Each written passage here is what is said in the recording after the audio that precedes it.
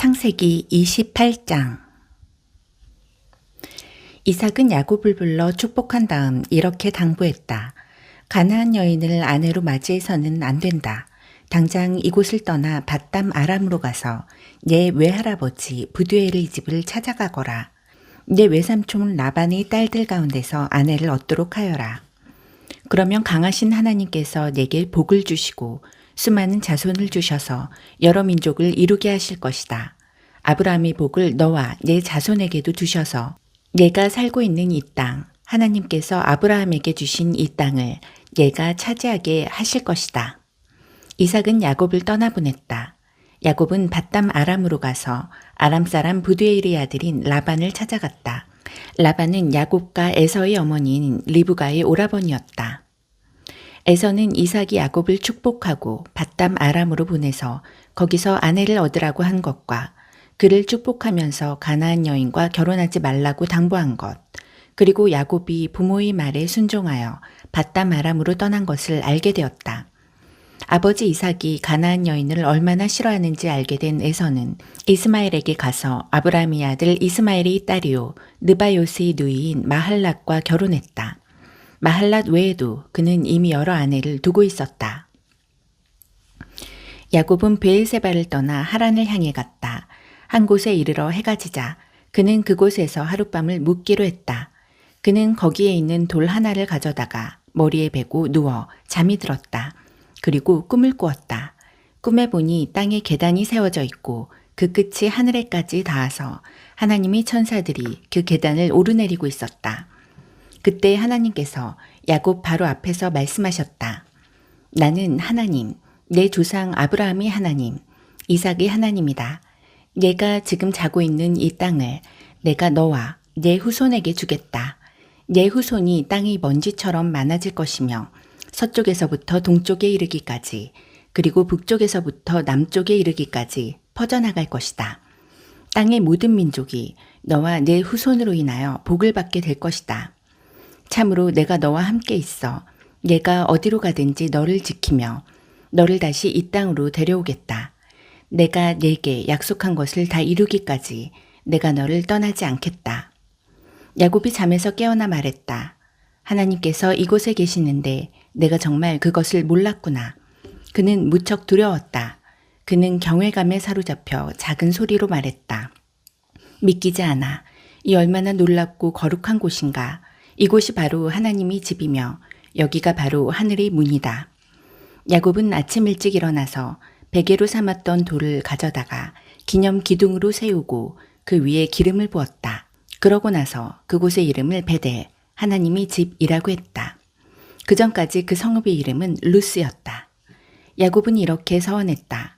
이제 시작하는 이 여정에서 만일 하나님이 저와 함께 계셔서 저를 지키고 보호하시며 먹을 것과 입을 것을 마련해 주시고 저로 무사히 제 아버지 집에 돌아가게 해주시면 하나님께서는 제 하나님이 되실 것입니다.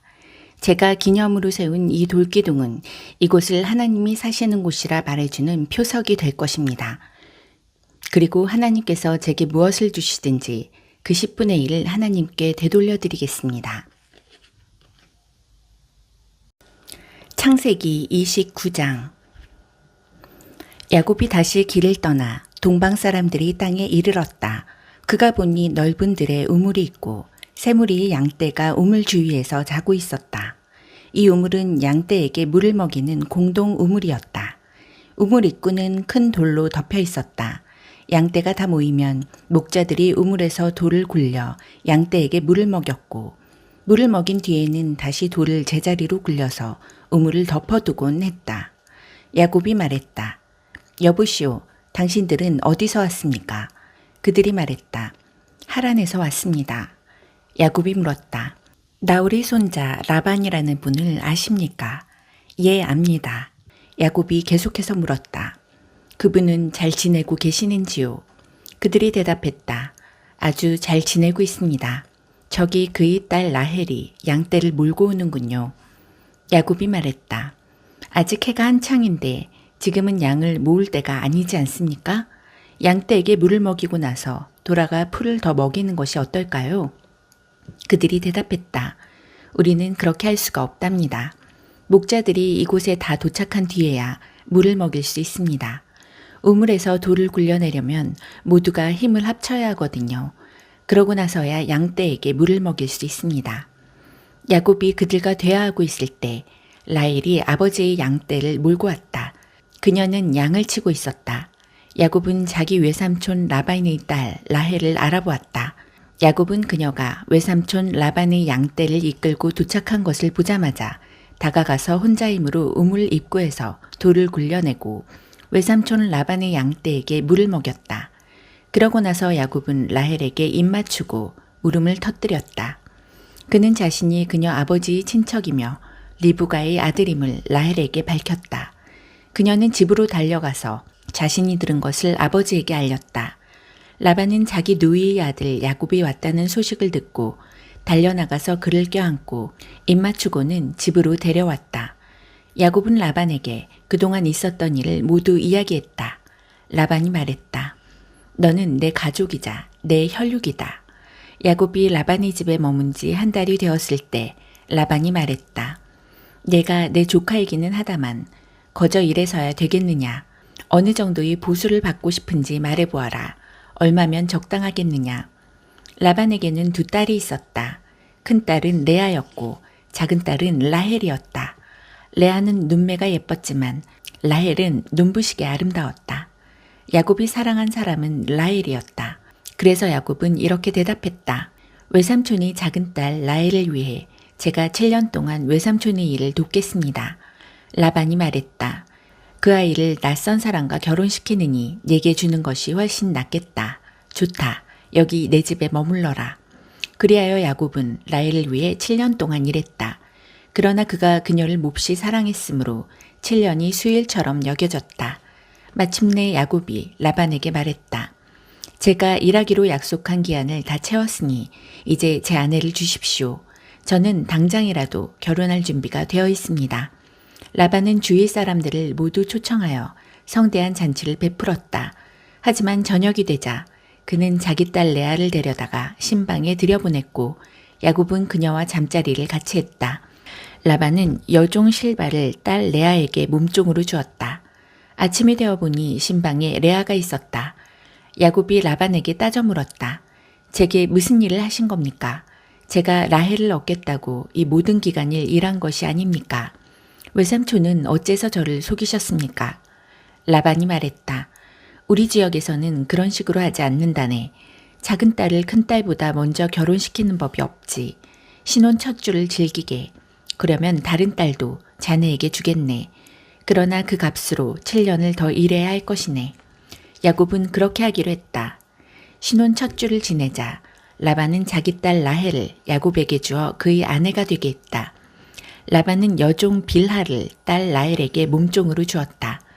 야곱은 라헬과 잠자리를 같이 했다. 야곱은 레아보다 라헬을 더 사랑했다. 그가 다시 7년 동안 라반을 위해 일했다. 하나님께서 레아가 사랑받지 못하는 것을 아시고 그녀의 태를 열어주셨다.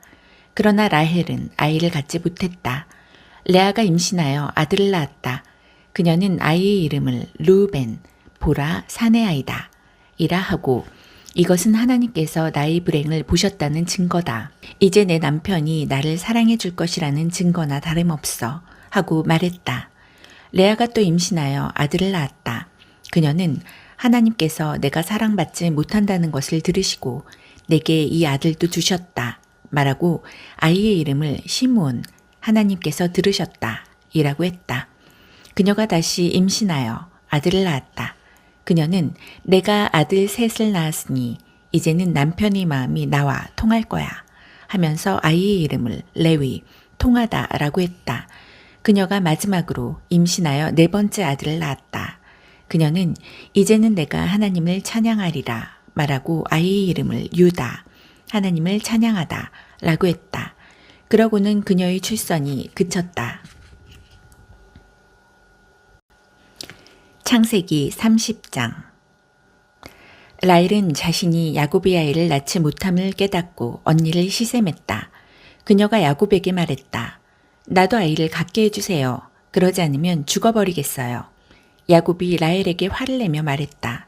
내가 하나님이라도 된다는 말이오. 내가 당신이 아이를 갖지 못하게 하기라도 했다는 말이오. 라헬이 말했다. 내 몸종 비라가 있으니 그녀와 잠자리를 같이 하세요. 그녀가 나를 대신해 아이를 낳으면 내가 그녀를 통해 아이를 얻어 집안을 이어나갈 수 있을 거예요. 그녀는 자신이 몸종 비라를 야곱에게 아내로 주었고 야곱은 비라와 잠자리를 같이 했다. 비라가 임신하여 야곱의 아들을 낳았다. 라헬이 말했다. 하나님께서 내 편에서 나를 변호해 주셨다. 하나님께서 내 말을 들으시고 내게 아들을 주셨어. 그녀는 아이의 이름을 단, 변호이라고 했다.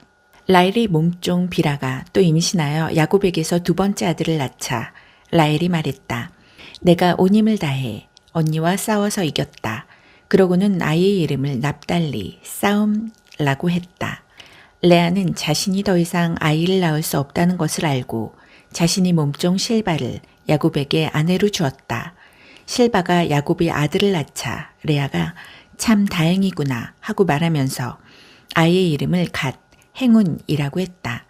레아의 몸종 실바가 야곱에게서 두 번째 아들을 낳자 레아가 참 행복한 날이다. 여자들이 나의 행복을 보고 축하해 줄 거야 하고 말했다. 그러고는 아이의 이름을 아셀, 행복하다이라고 했다. 밀수학이 있던 어느 날 루벤이 들에서 합한 채를 발견하고는 그것을 집으로 가져와 자기 어머니 레아에게 주었다.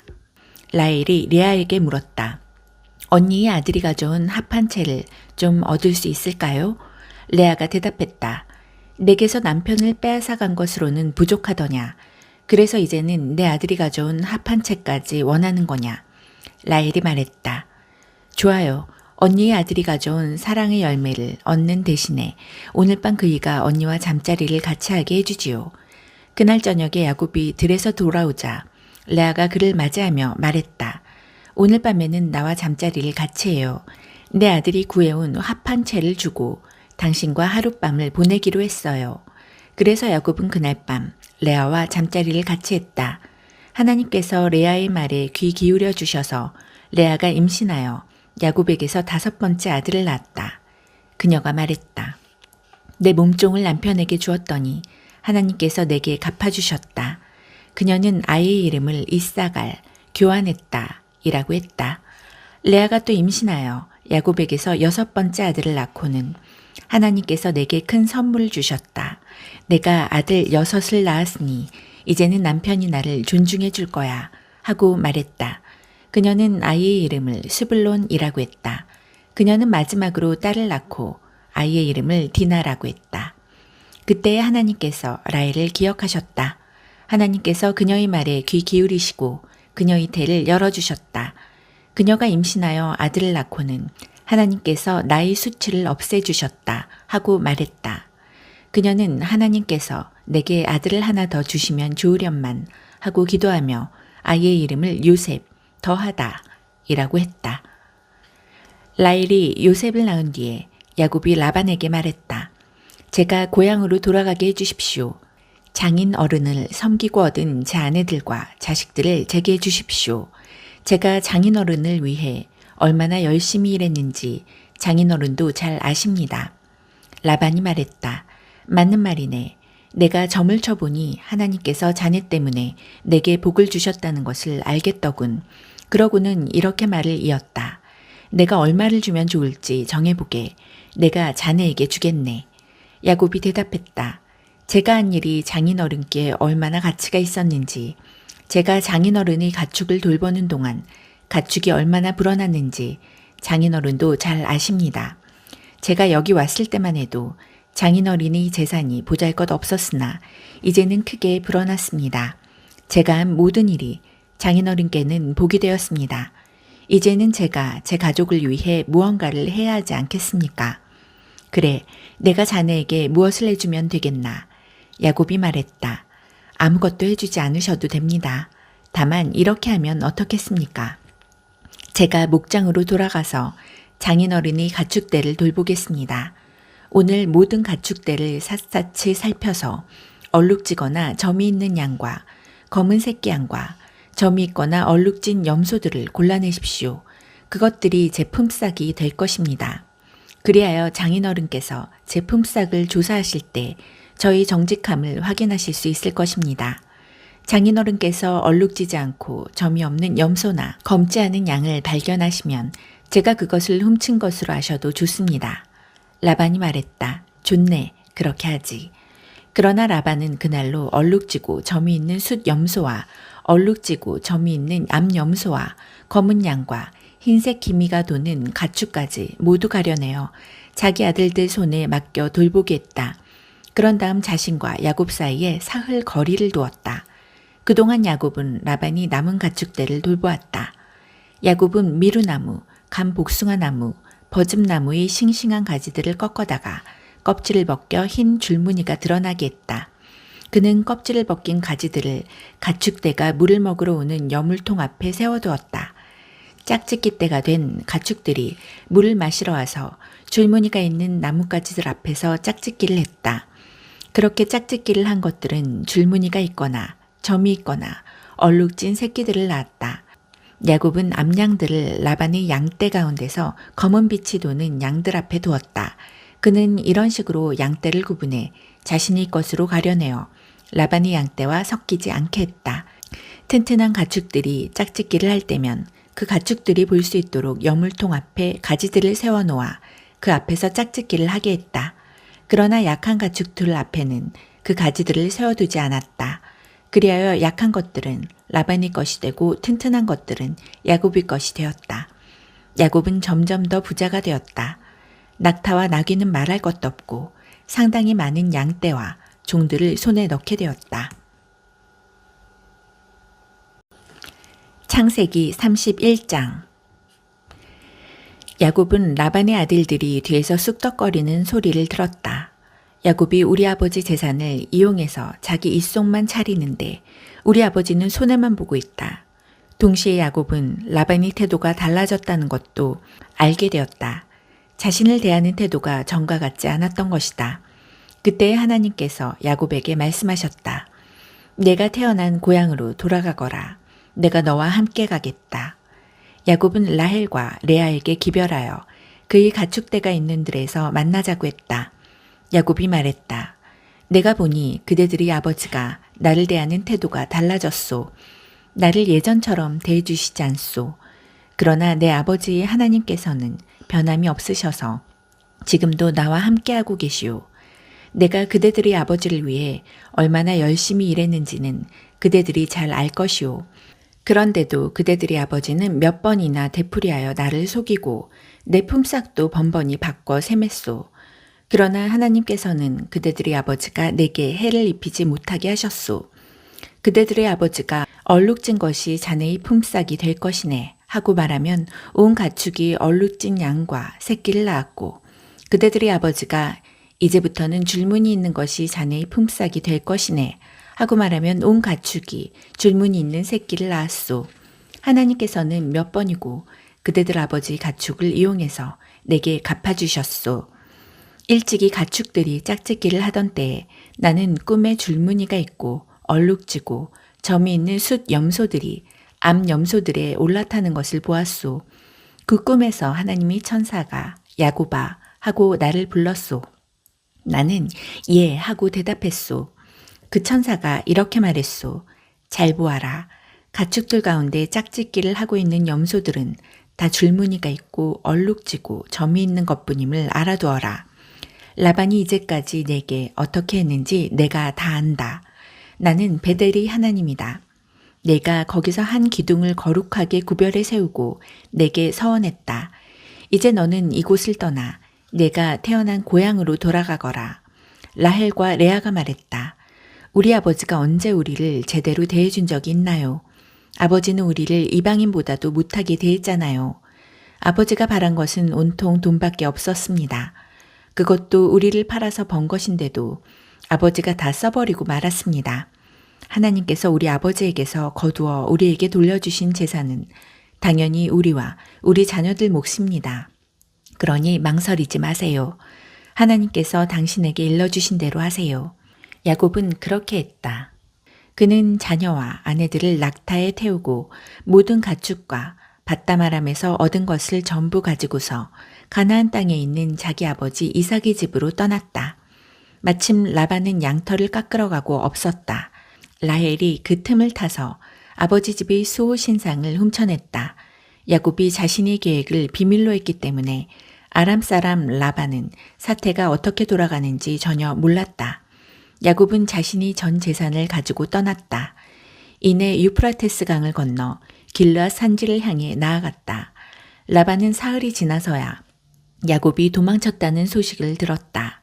라반은 친척들을 불러 모아 야곱을 추격했다. 그들은 7일이 지나서야 길르앗 산지에서 그를 따라잡았다. 그날 밤 꿈에 하나님께서 아람 사람 라반에게 나타나셔서 말씀하셨다. 좋은 일이든 나쁜 일이든 야곱에게 함부로 하지 마라. 라반이 이르러 보니 야곱이 길르앗 산지에 장막을 쳐놓았다. 라반도 그곳에 장막을 쳤다. 라반이 말했다. 자네가 나 몰래 내빼고 내 딸들을 포로처럼 끌고 가다니 무슨 생각으로 이렇게 했는가? 어째서 도둑처럼 밤중에 도망쳤는가? 왜 내게 알리지 않았나? 내가 알았더라면 음악과 소고와 피리를 동원해서 성대한 환송식을 열어 자네를 떠나보냈을 것이네.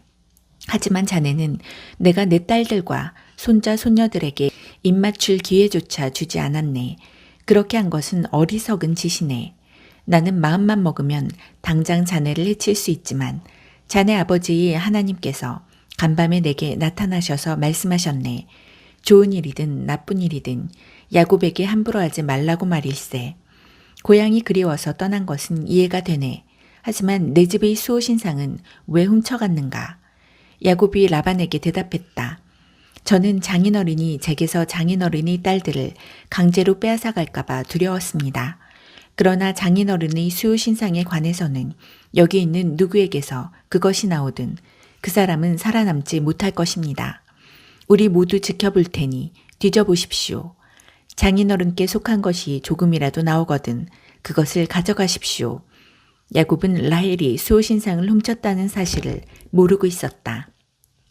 라반은 야곱의 장막과 레아의 장막과 두 여종의 장막을 샅샅이 뒤졌지만 아무것도 찾아내지 못했다. 그는 레아의 장막에서 나와 라헬의 장막으로 갔다.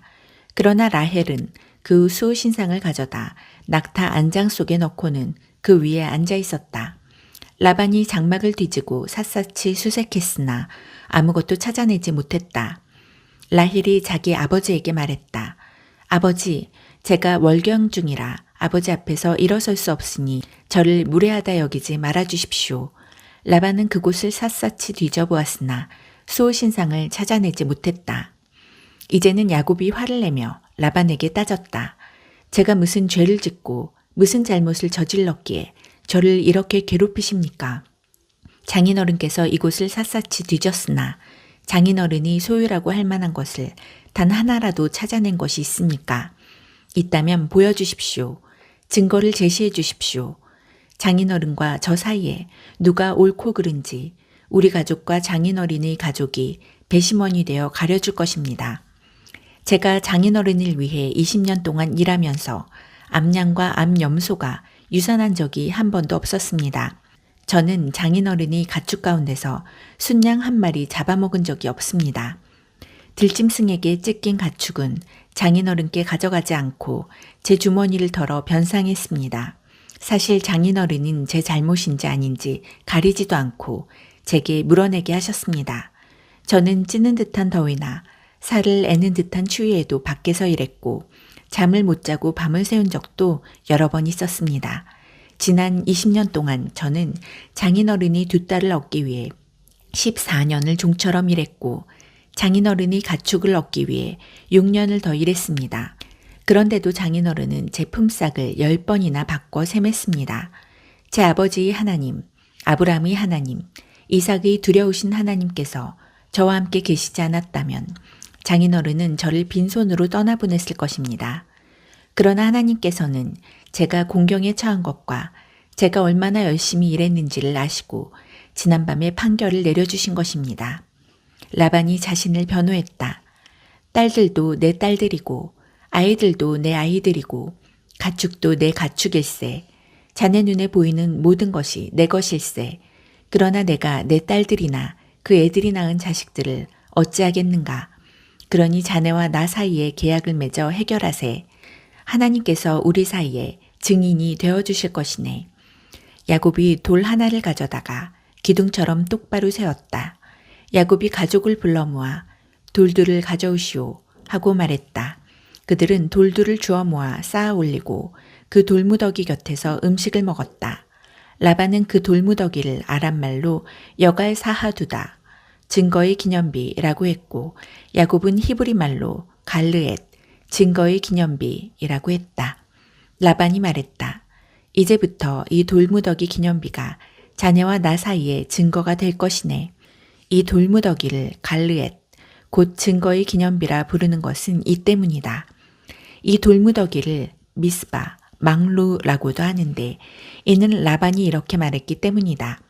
우리가 서로 보지 못할 때에도 하나님께서 자네와 나 사이에서 지켜보신다네. 자네가 내 딸들을 박대하거나 다른 아내들을 맞아들이면 주위에 자네를 보는 사람이 아무도 없다 하더라도 하나님께서 자네를 보시고 우리 사이에 증인이 되어주실 것이네. 라반이 계속해서 야곱에게 말했다. 이 돌무더기 기념비와 내가 세운 이 돌기둥이 증거일세. 내가 이 선을 넘어가 자네를 해치지 않고 자네도 이 선을 넘어와 나를 해치지 않겠다는 증거 말일세. 아브라함의 하나님, 나홀의 하나님, 그들 조상의 하나님께서 우리 사이의 일들을 올바르게 해주실 것이네. 야곱도 두려우신 분, 곧 자기 아버지 이삭의 하나님께 맹세하며 약속했다. 야곱은 산에서 제사를 드리고 예배한 뒤에 친족들을 모두 식사에 청했다. 그들은 음식을 먹고 그날 밤을 그 산에서 묵었다. 라반은 이튿날 아침 일찍 일어나 손자 손녀와 딸들에게 입맞추고 그들을 축복한 다음 집을 향해 출발했다. 창세기 32장. 야곱도 자기 길을 갔다. 하나님의 천사들이 그를 만났다. 야곱이 그들을 보고 하나님이 진이다 하고 말했다. 그러고는 그곳의 이름을 마하나임, 진영이라고 했다. 그런 다음 야곱은 에돔의 세일 땅에 사는 자기 형 에서에게 심부름꾼들을 먼저 보냈다. 그는 그들에게 지시했다. 나의 주인 에서께 이렇게 전하여라. 당신의 종 야곱이 말씀드립니다. 저는 라반의 집에 머물며 지금까지 떠나지 못하고 있었습니다. 그동안 저는 소와 나귀와 양떼를 얻게 되었고 남녀 종들도 거느리게 되었습니다. 주인님, 주인님의 허락을 바라며 제가 이 모든 소식을 전합니다. 심부름꾼들이 야곱에게 돌아와 말했다. 주인님의 형님이신 에서께 주인님의 소식을 전했습니다. 그분은 주인님을 맞이하러 부하 400명을 거느리고 오시는 중입니다. 야곱은 몹시 두렵고 겁이 났다. 당황한 그는 일행과 양과 소와 낙타떼를 두 진으로 나누고 나서 생각했다. 에서 형님이 한쪽 진을 치면 다른 쪽 진은 달아날 기회가 있을 거야. 야곱이 기도했다. 나의 조상 아브라함의 하나님, 나의 아버지 이삭의 하나님, 제게 내 부모의 고향으로 돌아가거라. 그러면 내가 너를 선대하겠다고 말씀하신 하나님. 저는 하나님께서 보여주신 그 모든 사랑과 성실을 받을 만한 사람이 못 됩니다. 제가 이곳을 떠나 요단강을 건너던 때 제가 가진 것은 옷가지가 전부였습니다. 하지만 보십시오. 이제 저는 두 진이나 이루었습니다. 몹시도 화가 난 제 형님으로부터 저를 구해 주십시오. 그가 와서 저와 제 아내들과 자식들 할 것 없이 저희 모두를 칠까 두렵습니다. 하나님께서는 내가 너를 선대하겠다. 네 자손을 바다의 모래처럼 셀 수 없을 만큼 많아지게 하겠다고 친히 말씀하셨습니다. 야곱은 그날 밤 그곳에서 묵었다. 그는 자기 소유물 가운데서 형 에서에게 줄 선물을 골라 준비했다. 암염소 200마리와 숫염소 20마리, 암양 200마리, 숫양 20마리, 새끼 딸린 낙타 30마리, 암소 40마리, 황소 10마리, 암나귀 20마리, 수나귀 10마리였다. 그는 종들에게 한 떼씩 맡기며 말했다. 나보다 앞서가거라. 가축대 사이의 거리를 충분히 두어라. 그런 다음 첫 번째 종에게 이렇게 지시했다. 나의 형님 에서가 가까이 다가와서 내 주인이 누구냐, 어디로 가는 중이냐, 이것들은 누구의 것이냐 하고 묻거든 주인님이 종 야곱의 것입니다. 이것들은 에서 주인님께 드리는 선물입니다. 그도 뒤에 오고 있습니다. 하고 대답하여라. 그는 떼를 이끌고 출발하는 두 번째 종과 세 번째 종에게도 차례로 같은 지시를 내렸다. 너는 이렇게 말하여라. 주인님이 종 야곱이 저희 뒤에 오고 있습니다. 야곱은 생각했다. 연이어 선물을 받으면 형님이 마음이 풀어지겠지. 그런 다음에 내 얼굴을 보면 형님이 나를 기쁘게 맞아줄지도 몰라. 야곱은 선물을 앞세워 보내고 그날 밤을 진에서 머물렀다. 그러나 야곱은 밤중에 일어나 두 아내와 두 여종과 11명의 자녀들을 데리고 얍복강을 건넜다. 그는 그들을 강 너머로 안전하게 건너보내고 자신이 모든 소유물도 건너보냈다. 야곱이 홀로 뒤에 남았는데 어떤 사람이 그를 붙잡고 동이 틀 때까지 씨름했다. 그 사람은 야곱을 이길 수 없음을 알고는 일부러 야곱의 엉덩이 뼈를 쳐서 탈골시켰다. 그 사람이 말했다. 동이 트려고 하니 나를 놓아다오. 야곱이 말했다. 저를 축복해 주시지 않으면 놓아주지 않겠습니다. 그 사람이 물었다. 내 이름이 무엇이냐? 야곱이 대답했다. 야곱입니다. 그 사람이 말했다. 아니다. 이제 내 이름은 더 이상 야곱이 아니다. 내가 하나님과 씨름하여 이겼으니 이제부터 내 이름은 이스라엘, 하나님과 씨름한 자이다. 야곱이 물었다. 당신의 이름이 무엇입니까? 그 사람이 말했다. 어째서 내 이름을 알려고 하느냐? 그러고는 곧 그 자리에서 야곱을 축복해 주었다. 야곱은 내가 하나님을 마주 대하여 배웠는데도 이렇게 살아서 이야기를 전하는구나 하고 말하며 그곳의 이름을 브니엘, 하나님의 얼굴이라고 했다. 야곱이 브니엘을 떠날 때 해가 떠올랐다. 그는 엉덩이뼈 때문에 절뚝거렸다.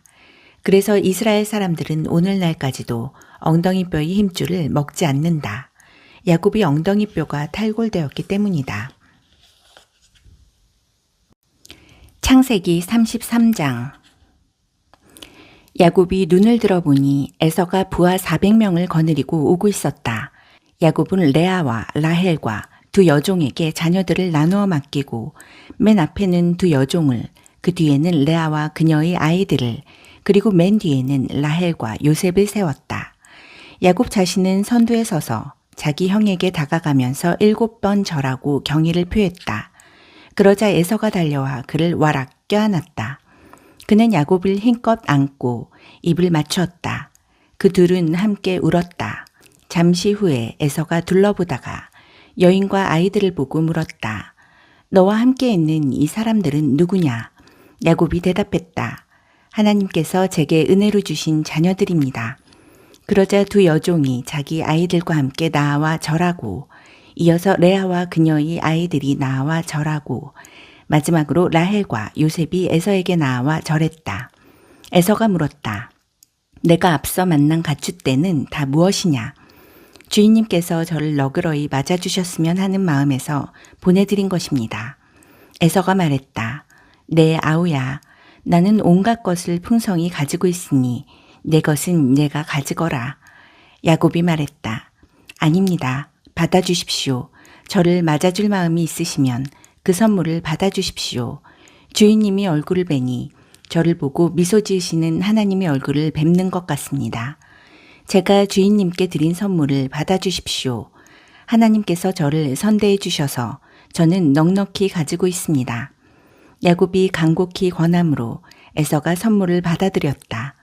에서가 말했다. 내가 앞장설 테니 어서 출발하자. 그러자 야곱이 말했다.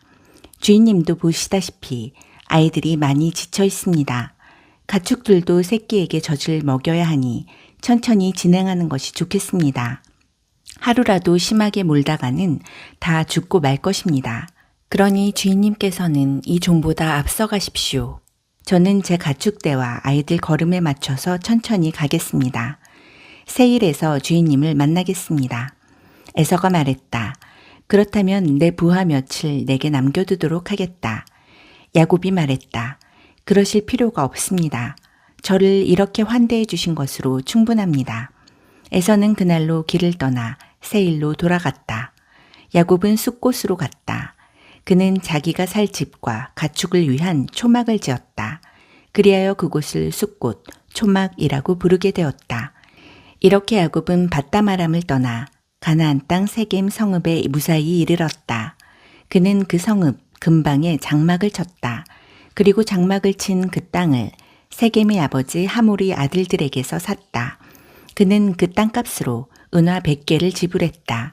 그런 다음 그곳에 제단을 쌓고 그 이름을 엘렐로 해 이스라엘, 이스라엘이 하나님은 강하시다 이라고 했다. 창세기 34장. 어느 날 레아가 낳은 야곱의 딸 디나가 그 땅 여자들을 만나러 갔다. 그 땅의 족장이며 히윗 사람 하몰의 아들인 세겜이 그녀를 보고 강간하여 욕보였다. 그가 야곱의 딸 디나에게 마음을 빼앗기고 사랑에 빠져서 결혼해달라고 졸라댔다. 세겜이 자기 아버지 하몰에게 말했다. 이 소녀를 제 아내로 얻어주십시오.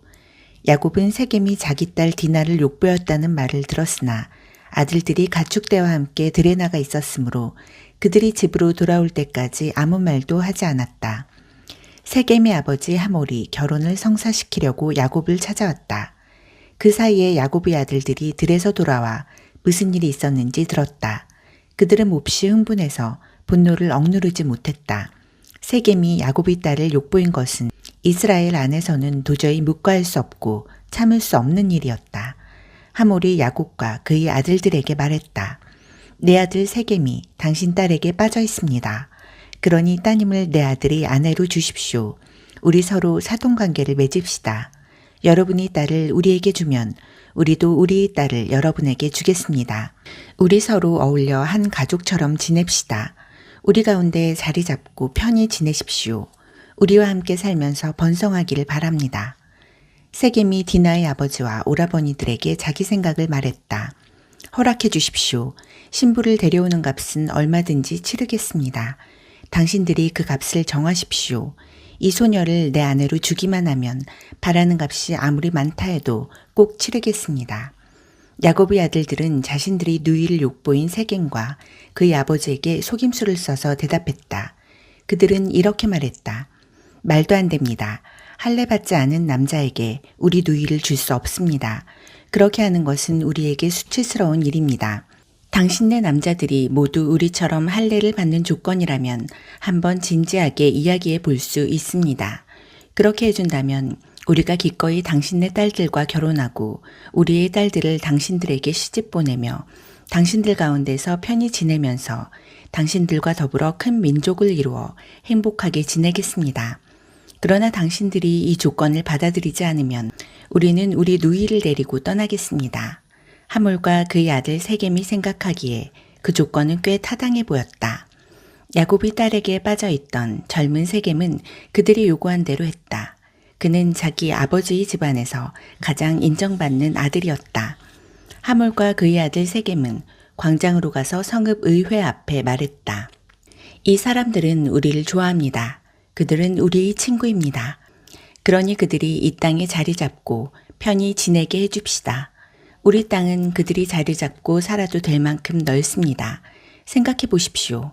우리는 그들의 딸들과 결혼하고 그들은 우리의 딸들과 결혼할 수 있게 될 것입니다. 하지만 이 사람들은 우리 성읍의 모든 남자가 자기들처럼 할례를 받아야만 우리의 청을 받아들이고 우리와 함께 살면서 더불어 한 민족이 되겠다고 하는군요. 이것은 우리에게 크게 이득이 되는 거래입니다. 이 사람들은 엄청난 가축대를 소유하고 있는 대단한 부자들이니 그 모든 것이 결국 우리 손에 들어오게 될 것입니다. 그러니 그들이 요구하는 대로 해주고 그들이 우리 가운데 자리 잡고 살면서 우리와 어울리게 합시다. 성읍 주민 모두가 하몰과 그의 아들 세겜의 제안을 받아들여 모든 남자가 할례를 받았다. 할례를 받고 사흘이 지난 뒤 모든 남자가 아파하고 있을 때에 야곱의 두 아들 곧 디나의 오라버니인 시므온과 레위가 각자 칼을 들고 자기들이 주인이기라도 한 것처럼 당당하게 성읍으로 들어가서 그곳 남자들을 모조리 살해했다. 그들은 또 하몰과 그의 아들 세겜을 죽이고 세겜의 집에서 디나를 구출하여 그곳을 떠났다. 야곱의 다른 아들들은 살해 현장에 달려들어가서 디나를 욕보인 것에 대한 보복으로 성읍 전체를 약탈했다. 그들은 양떼, 소떼, 나귀떼뿐 아니라 성읍 안과 들에 있는 소유물까지 모조리 빼앗았다. 그런 다음 부녀자들과 아이들을 포로로 잡고 그들의 집을 샅샅이 뒤져 감나가는 것은 무엇이든 약탈했다. 야곱이 시므온과 레위에게 말했다. 너희가 이 땅의 가나안 사람과 브리스 사람 사이에서 내 이름을 몹시도 추하게 만들었구나. 저들이 힘을 합쳐 우리를 치면 수가 적은 우리는 살아남을 수가 없다. 저들이 나와 우리 가족을 다 죽이고 말 것이다. 그들이 말했다. 누구든지 우리 누이를 창녀처럼 대하는 자를 우리는 가만둘 수 없습니다. 창세기 35장. 하나님께서 야곱에게 말씀하셨다. 베델로 돌아가거라. 그곳에 머물면서 내가 내 형 에서를 피해 달아나던 때에 내게 나타난 하나님께 제단을 쌓아라. 야곱은 자기 가족과 자기와 함께한 모든 사람에게 말했다. 여러분이 지니고 있는 이방신들을 모두 내던져 버리고 몸을 깨끗이 씻고 깨끗한 옷으로 갈아입으시오. 이제 우리는 베델로 갈 것이오. 그곳에서 내가 공경에 처했을 때 내게 응답하시고 내가 어디로 가든지 늘 나와 함께 하신 하나님께 제단을 쌓을 것이오. 그들은 자신들이 의지해온 이방신들과 행운의 부적 귀걸이들을 모두 야곱에게 넘겨주었다. 야곱은 그것들을 세겜 근처 상수리나무 밑에 묻었다. 그러고 나서 그들은 길을 떠났다. 큰 두려움이 주변 성읍들에 임했다. 겁에 질린 그들은 아무도 야곱의 아들들을 추격하지 못했다. 야곱과 그의 일행은 가나안 땅 루스 곧 베델에 이르렀다. 야곱은 그곳에 제단을 쌓고 그곳의 이름을 엘베델, 베델이 하나님이라고 했다. 야곱이 자기 형을 피해 달아나던 때에 하나님께서 그곳에서 그에게 나타나셨기 때문이다. 그때 리브가의 요모 드보라가 죽어 베델 바로 아래에 있는 상수리나무 밑에 묻혔다. 사람들이 그 나무를 알론바굿 눈물의 상수리나무라고 했다. 야곱이 밧다마람에서 돌아온 뒤에 하나님께서 그에게 다시 나타나 복을 주시며 말씀하셨다. 내 이름이 야곱, 발 뒤꿈치이지만 그것은 더 이상 내 이름이 아니다.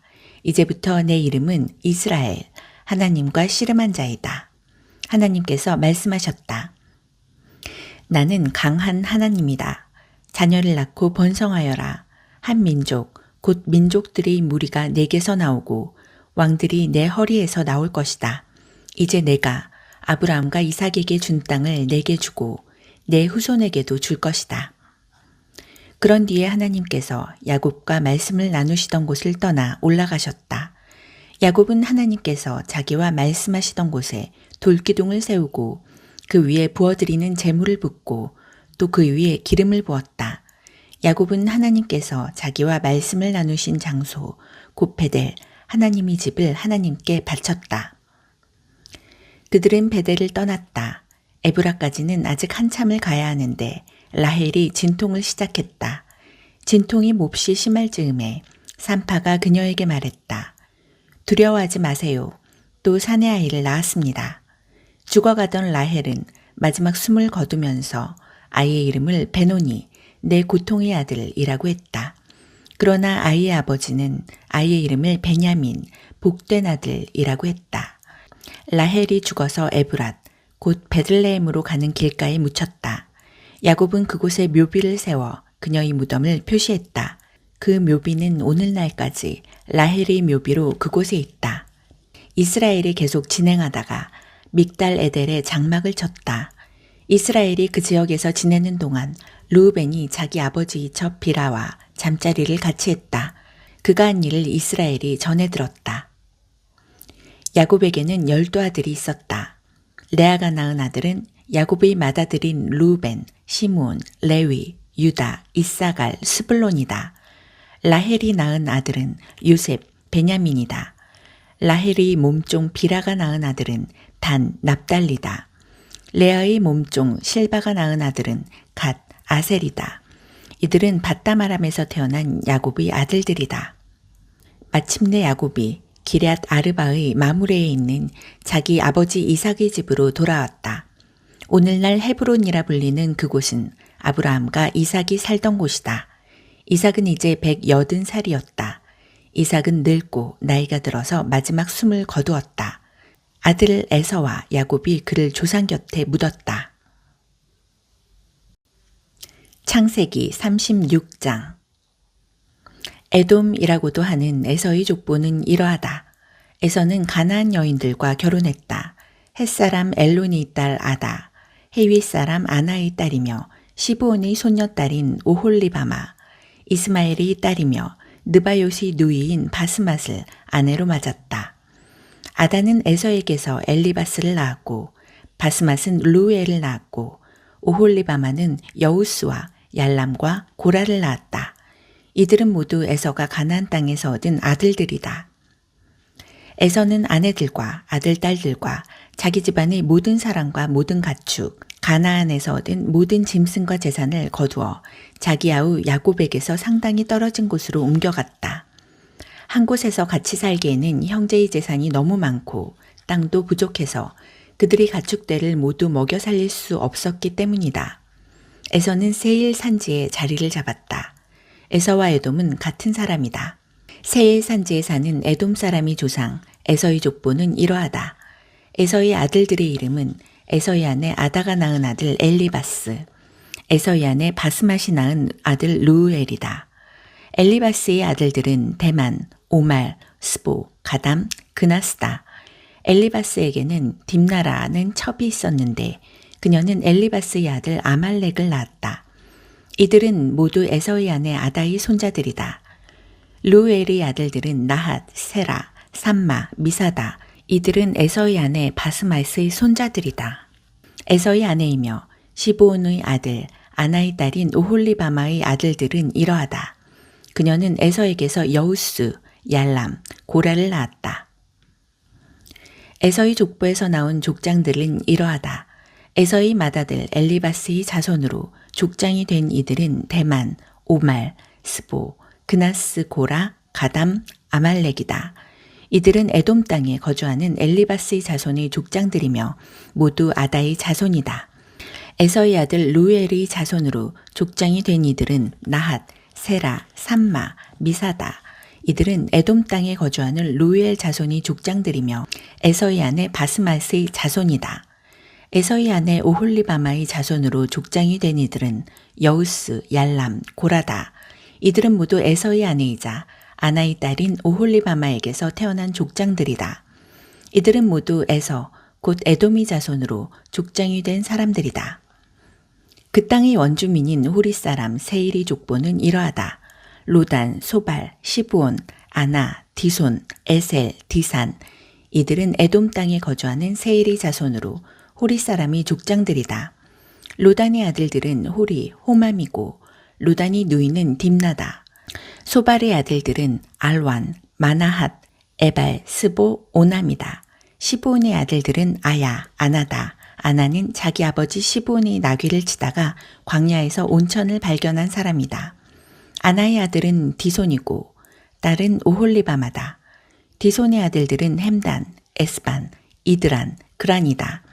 에셀의 아들들은 빌한, 사아완, 아간이다. 디산의 아들들은 우스, 아란이다. 호리 사람의 족장들은 로단, 소발, 시브온, 아나, 디손, 에셀, 디산이다. 이들은 종족별로 살펴본 세일 땅에 거주하는 호리 사람의 족장들이다. 이스라엘에 아직 왕이 없을 때에 에돔 땅을 다스린 왕들은 이러하다. 부올의 아들 벨라가 에돔의 왕이었고 그의 도성의 이름은 딘하바였다. 벨라가 죽자 보스라 출신 세라의 아들 요밥이 그 뒤를 이어 왕이 되었다. 요밥이 죽자 대만 사람이 땅에서 온 후산이 그 뒤를 이어 왕이 되었다. 후산이 죽자 부닷의 아들 하닷이 그 뒤를 이어 왕이 되었다. 하닷은 미디안 사람을 모압 땅에서 물리친 왕이었다. 그의 도성의 이름은 아윗이었다. 하닷이 죽자 마스레가 출신 삼라가 그 뒤를 이어 왕이 되었다. 삼라가 죽자 강가의 르호봇 출신 사울이 왕이 되었다. 사울이 죽자 악보르의 아들 바알 하나니 그 뒤를 이어 왕이 되었다. 악볼의 아들 바알 하난이 죽자 하닷이 왕이 되었다. 그의 도성의 이름은 바우였다. 그의 아내 이름은 무헤다벨이었는데 그녀는 마드렛의 딸이자 메사합의 손녀였다. 에서의 가게에서 나온 족장들을 종족과 거주지별로 살펴보면 이러하다. 딥나, 알와, 여댓, 오홀리바마, 엘라, 비논, 그나스, 대만, 밉살, 막디엘, 이람. 이들은 모두 에돔의 족장들로 각자 자기 지역을 차지하고 살았다. 이상은 에돔 사람의 조상인 에서의 족보를 나열한 것이다. 창세기 37장. 그 즈음에 야곱은 자기 아버지가 살던 가나안 땅에 정착했다. 야곱의 이야기는 이러하다. 그의 이야기는 요셉과 함께 계속된다. 당시 17살이던 요셉은 양떼를 치는 형들을 돕고 있었다. 사실 그 형들은 모두 요셉의 이복 형들로 아버지의 아내인 빌하와 실바의 아들들이었다. 요셉은 형들에 대해 좋지 않은 이야기를 아버지에게 전했다. 이스라엘은 늙음하게 얻은 아들 요셉을 다른 아들들보다 더 사랑했다. 그래서 그는 요셉에게 정교하게 수놓은 겉옷을 지어 입혔다. 그의 형들은 아버지가 자기들보다 요셉을 더 사랑하는 것을 알고는 그를 미워했다. 그들은 요셉에게 말조차 건네지 않았다. 요셉이 꿈을 꾸었다. 그가 꿈 이야기를 형들에게 전하자 형들이 그를 더 미워했다. 요셉이 말했다. 내가 꾼 꿈 이야기를 잘 들어보세요. 우리가 모두 밖으로 나가 밭에서 밀집 단을 모아들이는데 갑자기 내 단이 일어나 우뚝 서고 형님들의 단들은 내 단 주위로 빙 둘러서서 내 단에 절을 하더군요. 형들이 말했다. 그래서 어쨌다는 거냐? 내가 우리를 다스리기라도 하겠다는 거냐? 내가 우리의 우두머리가 되겠다는 거냐? 요셉의 꿈 이야기와 그의 말투 때문에 형들은 그를 전보다 더욱 미워했다. 요셉이 또 다른 꿈을 꾸고 이번에도 형들에게 말했다. 내가 또 다른 꿈을 꾸었습니다. 해와 달과 11별이 내게 절을 하더군요. 그가 그 꿈 이야기를 아버지와 형들에게 전하자 그의 아버지가 그를 꾸짖으며 말했다. 그 꿈 이야기가 다 무엇이냐? 나와 내 어머니와 내 형들이 다 내게 절하게 된다는 것이냐? 이제 형들은 드러내놓고 그를 시기했지만 그의 아버지는 그 모든 일을 마음에 새겨두었다.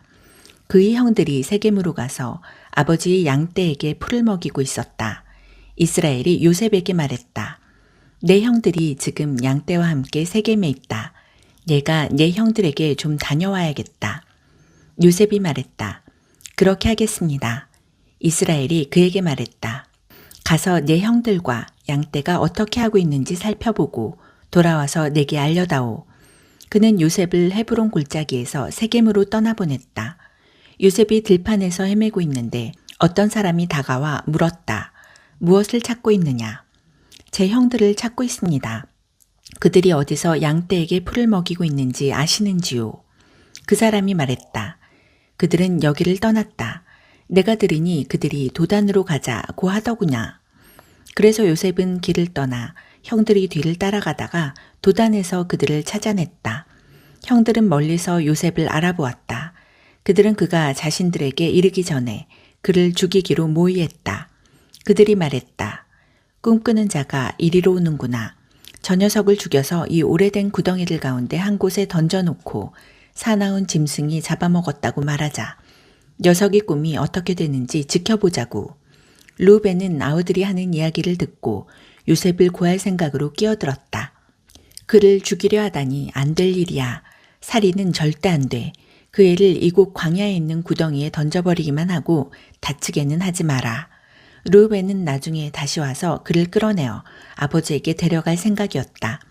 요셉이 형들에게 이르자 그들은 그가 입고 있던 화려한 겉옷을 벗기고 그를 붙잡아 구덩이에 던져 넣었다. 그 구덩이는 바싹 말라서 물 한 방울도 없었다. 그런 다음 그들은 앉아서 저녁을 먹었다.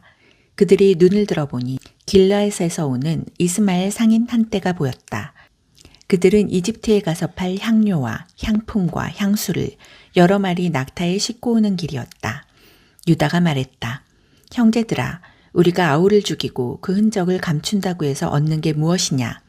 그 아이를 죽이지 말고 이스마엘 사람들에게 팔아넘기자.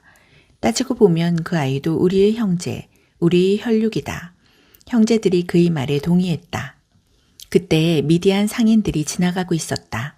형들이 요셉을 구덩이에서 끌어내어 이스마엘 사람들에게 은화 20개를 받고 팔아넘겼다.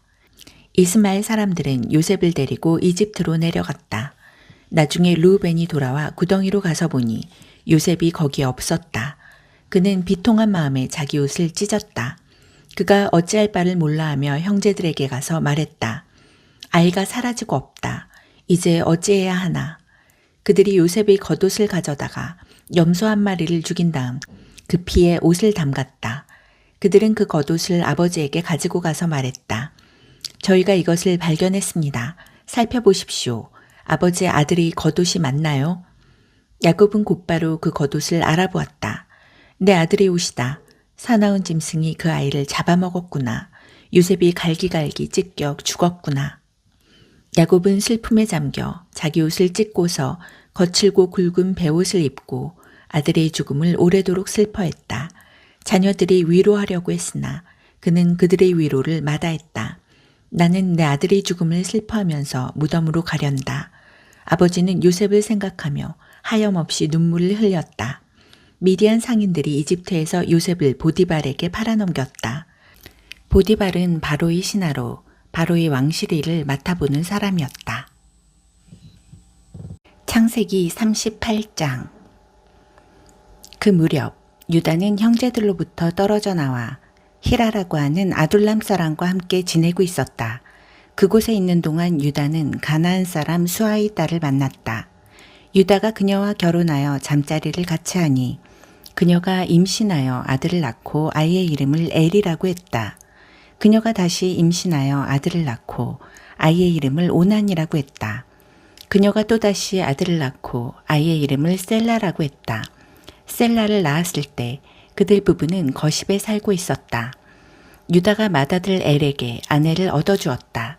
그녀의 이름은 다말이었다. 그러나 유다의 맏아들 엘이 하나님께 심히 악한 죄를 지어 하나님께서 그의 목숨을 거두어 가셨다. 유다가 오난에게 말했다. 가서 남편을 잃은 내 형수와 잠자리를 같이 하도록 하여라. 내 형의 혈통이 끊어지지 않게 하는 것이 동생인 내가 해야 할 도리다. 하지만 오난은 아이를 낳아도 자기 아이가 되지 못할 것을 알고 형수와 잠자리를 같이 할 때마다 형의 아이를 낳지 않으려고 정액을 바닥에 쏟았다. 그가 한 짓은 하나님을 크게 거스르는 일이었다. 하나님께서 그의 목숨도 거두어 가셨다. 그러자 유다는 며느리 다말을 찾아가서 말했다.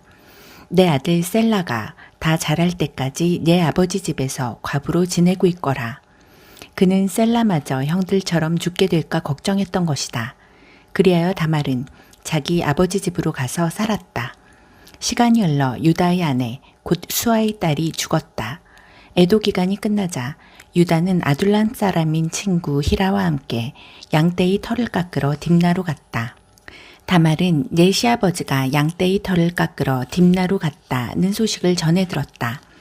그녀는 과부의 옷을 벗고 너울로 얼굴을 가려 남이 알아보지 못하게 한 다음 딥나로 가는 길에 있는 에나임 입구에 앉아 있었다. 그녀는 셀라가 다 자랐는데도 유다가 자기를 그와 결혼시키려 하지 않는다는 것을 알고 있었다. 유다는 너울로 얼굴을 가리고 있는 그녀를 보고는 창녀라고 생각했다. 그는 길가에 있는 그녀에게 다가가 말했다. 오늘 밤 함께 보내자. 유다는 그녀가 자기 며느리인 줄을 전혀 알지 못했다. 그녀가 말했다. 그 값으로 내게 무엇을 주겠습니까? 유다가 말했다. 내 가축대에서 새끼 염소 한 마리를 보내겠다. 그녀가 말했다. 그것을 보낼 때까지 내게 담보물을 맡기면 그렇게 하겠습니다. 담보물로 원하는 게 뭐냐? 그녀가 대답했다. 어르신이 갖고 있는 줄 달린 도장과 지팡이를 주십시오. 유다는 그것들을 다말에게 건네고 잠자리를 같이 했다. 그녀가 임신하게 되었다. 그녀는 그곳을 떠나 집으로 돌아가서 너울을 벗고 과부의 옷을 다시 입었다. 유다는 친구인 아둘람 사람 편에 새끼 염소를 보내며 그 여자에게서 담보물을 찾아오게 했다. 그러나 그 친구는 그녀를 찾지 못했다. 그래서 그곳 사람들에게 물었다. 이곳 에나임 근처 길가에 앉아있던 창녀는 어디로 갔습니까? 그들이 말했다. 여기에는 창녀가 없답니다. 그가 유다에게로 돌아와서 말했다. 그 여자를 찾을 수 없었네. 그곳 사람들이 거기에는 창녀가 없다고 하더군. 유다가 말했다. 담보물을 가질 테면 가지라지. 우리가 계속 찾아다니면 다들 우리를 보고 손가락질할 것이네. 나는 이 거래에서 내 도리를 다했네. 내가 새끼염소를 보냈지만 자네가 그녀를 찾지 못한 것뿐이네. 3달쯤 지난 뒤에 유다의 귀에 한 소식이 들려왔다. 자네 며느리가 창녀짓을 하고 있네. 게다가 이제는 임신까지 했다는군. 유다가 고함을 질렀다. 그 애를 이곳으로 끌어내어 불태워버려라. 사람들이 다말을 끌어내려고 하자 그녀가 시아버지에게 전가를 보냈다. 저는 이 물건의 주인 때문에 임신하게 되었습니다. 이 물건을 확인해 보십시오. 이 줄 달린 도장과 지팡이가 누구의 것입니까? 유다는 그것이 자기 것임을 알아보고 말했다. 그 애가 옳고 내가 잘못했다. 내가 그 애를 내 아들 셀라와 결혼시키려 하지 않았기 때문이다. 유다는 다시는 그녀와 잠자리를 같이 하지 않았다.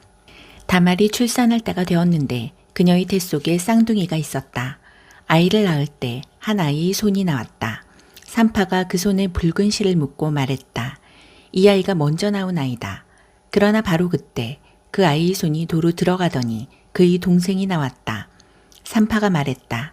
동생이 밀치고 나왔구나. 그래서 아이의 이름을 베레스, 돌파라고 했다.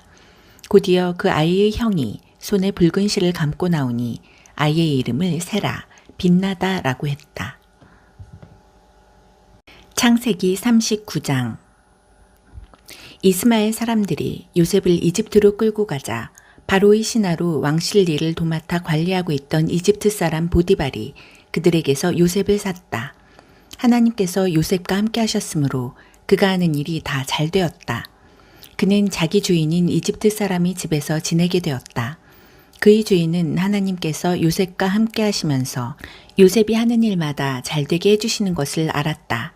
그는 요셉이 몹시 마음에 들어 그에게 자신의 시중을 들게 했다. 그는 자신의 개인적인 일들을 요셉에게 맡기고 모든 재산을 관리하게 했다. 그때부터 하나님께서 요셉으로 인해 그 이집트 사람의 집에 복을 주셨다. 그의 집에 있는 것이든 밭에 있는 것이든 그가 소유한 모든 것에 하나님의 복이 두루 미쳤다. 보디발은 하루 세끼 밥 먹는 일만 신경 쓰면 되었다. 요셉은 용모가 준수하고 잘생긴 남자였다. 시간이 흐르면서 주인의 아내가 요셉에게 반해 어느 날 이렇게 말했다. 나와 함께 침실로 가자. 요셉은 그렇게 하지 않았다. 그는 주인의 아내에게 말했다. 보십시오.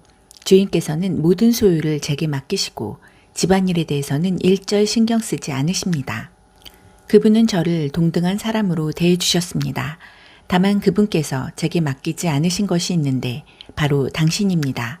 당신은 주인님의 아내이기 때문입니다. 그런데 제가 어떻게 그분의 신뢰를 저버리고 하나님께 죄를 짓겠습니까? 그녀가 하루도 빠지지 않고 날마다 졸라댔지만 요셉은 뜻을 굽히지 않았다. 그녀와 같이 자기를 거절한 것이다. 그러던 어느 날 요셉이 일을 보러 집으로 들어갔는데 그날따라 집안에 종들이 아무도 없었다. 그녀가 그의 겉옷을 붙잡고 말했다. 나와 함께 침실로 가자. 요셉은 그녀의 손에 겉옷을 버려두고 집 밖으로 뛰쳐나갔다. 그녀는 그가 겉옷을 자기 손에 버려두고 뛰쳐나간 것을 알고는 종들을 불러 말했다. 이것 좀 봐라. 저 히브리 놈이 본색을 드러내서 너희 모르게 나를 유혹하려 하는구나. 저놈이 나를 욕보이려 해서 내가 크게 소리를 질렀더니 내 고함과 비명소리를 듣고는 이렇게 겉옷을 내 손에 버려두고 밖으로 도망쳤다. 그녀는 자기 주인이 집에 돌아올 때까지 요셉의 겉옷을 가지고 있다가 그에게 같은 이야기를 들려주었다. 당신이 데려온 히브리 놈이 내 뒤를 쫓아와서 나를 희롱하려고 하지 뭐예요. 내가 소리치고 비명을 질렀더니 이렇게 자기 겉옷을 내 손에 버려두고 밖으로 도망쳤답니다. 요셉의 주인은 이게 다 당신이 종이 벌인 일이에요 라고 하는 아내의 이야기에 격분했다. 그는 요셉을 붙잡아 왕의 죄수들을 가두는 감옥에 쳐넣었다. 그러나 하나님께서는 그곳 감옥에서도 여전히 요셉과 함께 하셨고 요셉에게 인자를 베푸셔서 간수장과 가까운 사이가 되게 하셨다. 간수장은 요셉에게 모든 죄수를 맡겼고 요셉은 모든 일을 잘 처리했다. 간수장은 요셉에게 자유를 주고 전혀 간섭하지 않았다. 하나님께서 요셉과 함께 하시면서 그가 하는 일마다 최선의 결과를 낳게 해주셨기 때문이다.